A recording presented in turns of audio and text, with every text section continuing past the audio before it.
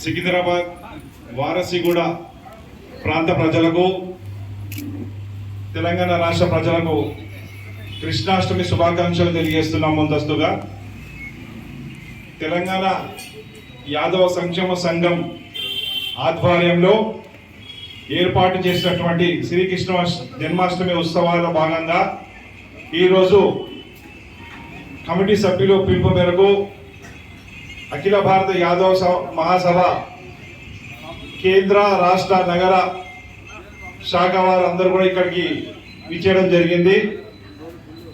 యాదవ సంక్షేమ సంఘం పిలుపు మేరకు ఇక్కడికి విచ్చేసి కృష్ణుని దర్శనం చేసుకొని తీర్థ ప్రసాదం తీసుకొని మరి ఇప్పుడే అందరితోని ముచ్చటిస్తున్నాము.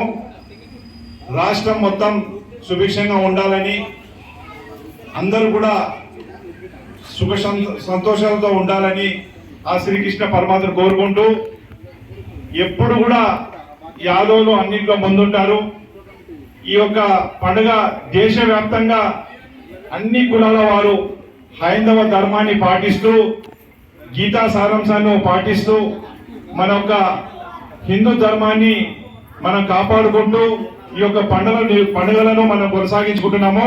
భవిష్యత్తులో కూడా ఇటువంటి పండుగలన్నీ కూడా ఎక్కడ కూడా మన హిందుత్వాన్ని తగ్గించుకోకుండా మన భక్తి భావనని పెంచి పోషిస్తూ, అందులో భాగంగా యాదవ సోదరులు అన్ని రకాలమైనటువంటి ఏదైతే దేశంలో కాశ్మీర్ నుంచి కన్యాకుమారి వరకు యాదవులు లేని గ్రామము లేదు, యాదవులు లేని రాజ్యము లేదు.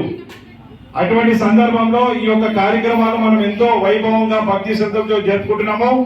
మరి తెలంగాణ యాదవ సంక్షేమ సంఘం వారు భవిష్యత్తులో కూడా ముందు మంచి కార్యక్రమాలు జరుపుతారని ఆశిస్తూ నాకు ఈ అవకాశం ఇచ్చినటువంటి పెద్దలు మధు గారికి ధన్యవాదాలు తెలియజేస్తూ మరొకసారి అందరూ కూడా గట్టిగా జై బోలో శ్రీకృష్ణ భగవానికి జై యాదవ్, జై మాధవ్, ధన్యవాదాలు.